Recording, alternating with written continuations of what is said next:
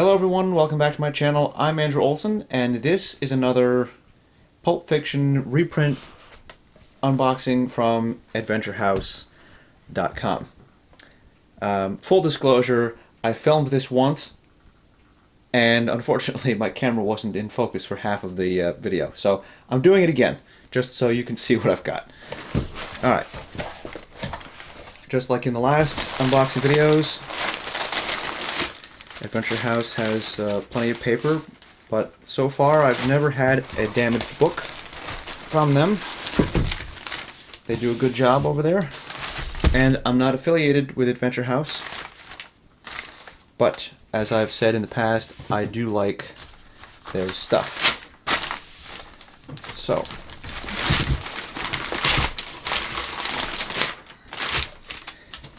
based on what I got last time, I kind of chose a few things. I had one Doc Savage book, which I thought was pretty cool, so I decided to get the Origins and Endings Super Pack.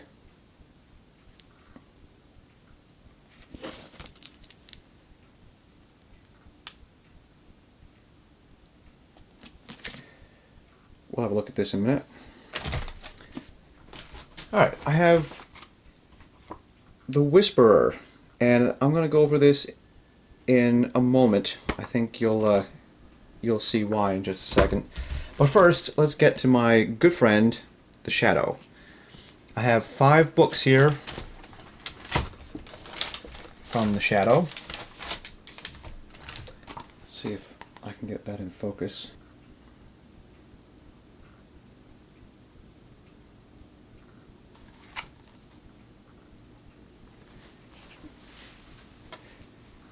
Alright, this is this is Sanctum Books reprint number 33 of The Shadow, The Strange Disappearance of Joe Cardona, and The Hand.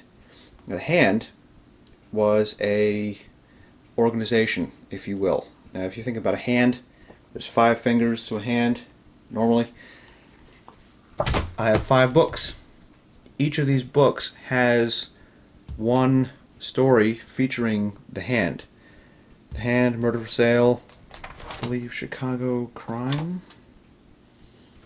Chicago Crime would be the 3rd one. Crime Rides the Sea, and Realm of Doom. Now, as I stated in my last unboxing video for Pulp reprints, Sanctum Books does not reprint The Shadow or even Doc Savage. Most of the reprints that they do with doubles, each of these has 2 stories per book. None of them are printed in any particular order, or so it seems. The Hand, there were 5 stories featuring one branch or one finger of the hand in each story, and there were sometimes months in between the first story and the next story, if you will. So this one came out in November of 1936. I'm sorry, that's Joe Cardona. May 15, 1938 was when The Hand was originally published. The next one, again, The Hand stretches forth to reach the shadow in Murder for Sale.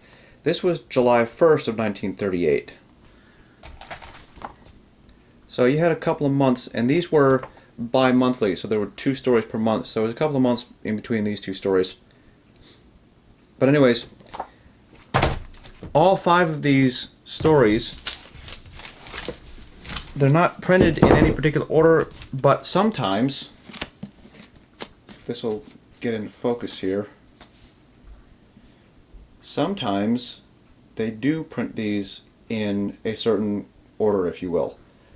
So we have The Shadow reprint 33, 34, 35, 36, and 37. So these, if you're looking for the Hand story collection, if you will, all 5 stories featuring that group, that criminal organization, then chronologically, or excuse me, numerically, they are in order.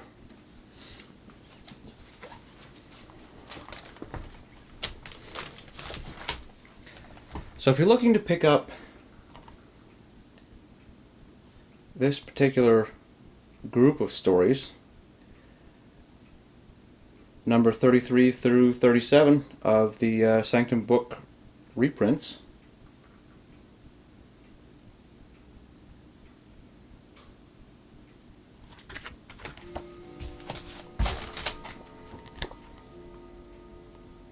Murder for Sale, and The Blackmail Ring.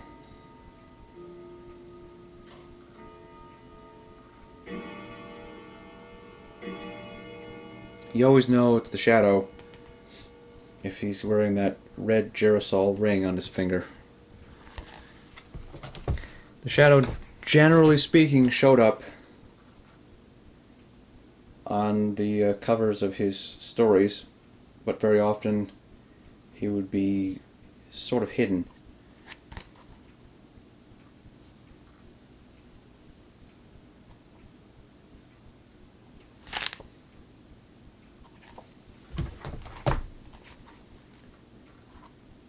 Now that's a creepy cover for you.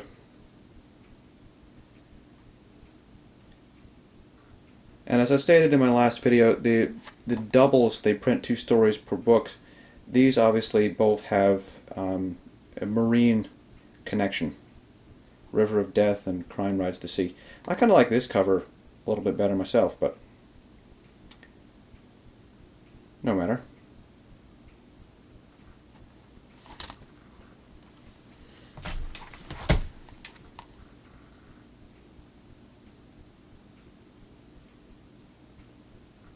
I don't remember what piece of artwork this is paying homage to.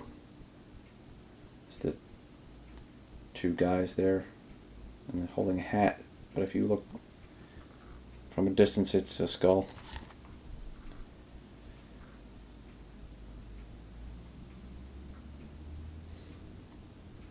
February 1st, 1939. Realm of Doom. So anyways, there are those 5. I kind of wanted to see where that story was going to go. The Shadow taking on a larger organization with 5 stories. I think that'll be interesting to read. And as I said before, I picked up this, The Whisperer. Incidentally, The Whisperer was published by the same company. Street and Smith magazine, or Street and Smith Publications, printed The Shadow and Doc Savage. In 1936, they decided to try a couple of new characters. The Whisperer was one. I think there was another one kind of similar to Doc Savage. I don't remember his name off the top of my head.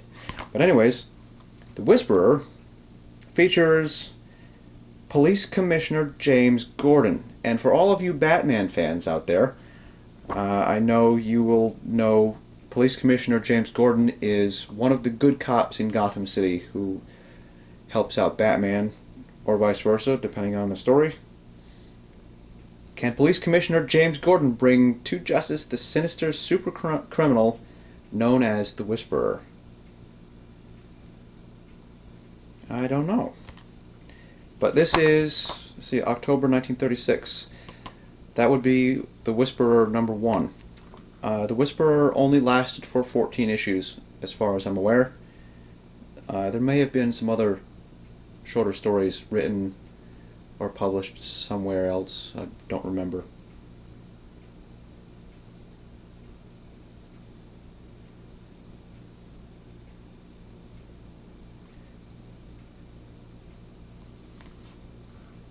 But at any rate, I thought this was an interesting one just because of the name of the character. This really goes to show that a lot was either ripped off directly or simply borrowed from the pulps and ended up in comic books later on. You know, the Shadow was used heavily for Batman in the early days, and of course he inspired many other knockoff characters such as the Black Bat, the Spider, You had other detective characters like the Avenger. I think there was the Phantom Detective.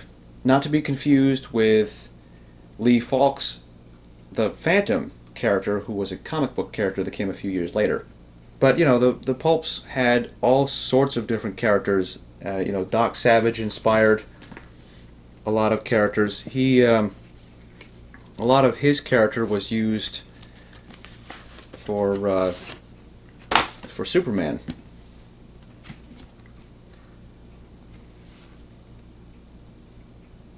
So Doc Savage is kind of like the original Superman, and the Shadow is sort of like the original Batman. Only the Shadow was a little bit more complex and mysterious.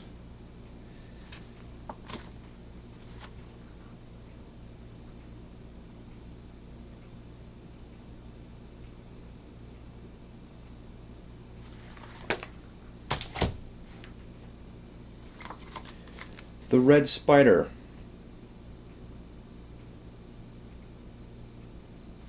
That's the later design for Doc.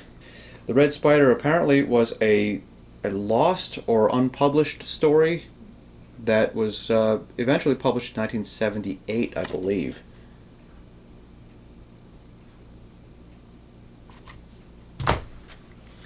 These are cover prints. The Red Spider by Bob Larkin and The Man in Bronze by Walter Baumhofer. Find a place on my wall, maybe. Of course, The Man in Bronze, that's the first Doc Savage story. That's why I got the Super Pack. The Super Packs are cheaper than buying the books individually, but not all of the books are in collections or Super Packs. Got some dinosaurs lurking about there. That should be interesting.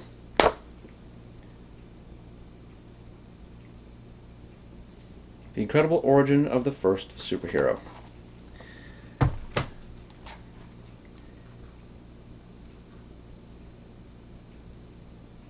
Not sure I can take the werewolf too seriously in that, but I'm sure it'll be an interesting story. I think I like the cover here better.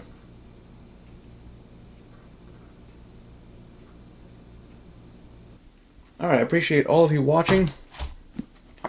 Please leave me a like if you found the video to be helpful, somewhat informational, or entertaining. I appreciate all of you for participating in my unboxings. Give me a like, subscribe if you have not done so. I will have more content coming soon. And leave me a comment down below and let me know if there are any other Pulp Fiction characters that I haven't mentioned that you think I might want to check out.